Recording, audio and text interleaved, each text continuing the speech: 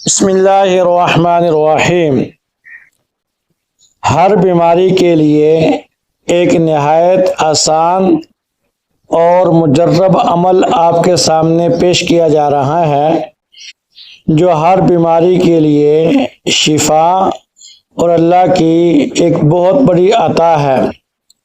کچھ احباب نے تو اس کو حدیث مبارکہ کی طرف منسوب کیا ہے، اگرچہ حدیث کی طرف اس کی نسبت درست معلوم نہیں ہوتی، البتہ بڑے بڑے مشائخ، علماء، صوفیاء اور حکماء کا یہ مجرب عمل ہے۔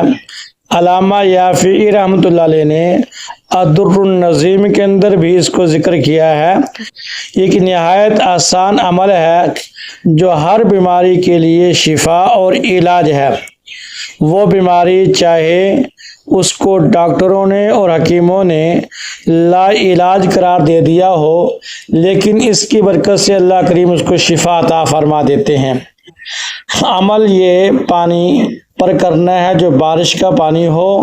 آپ بارش کے پانی کو جمع کر لیں، بوتل میں اکٹھا کر لیں اور پھر اس عمل کو کریں، اور مریض کو 7 دن نہار منہ اس کا استعمال کروائیں۔ انشاءاللہ 1 ہفتے میں کھلی آنکھوں سے اس کی شفا کا آپ مشاہدہ کریں گے۔ عمل کیا ہے؟ عمل بھی کوئی اتنا مشکل نہیں، نہایت آسان ہے۔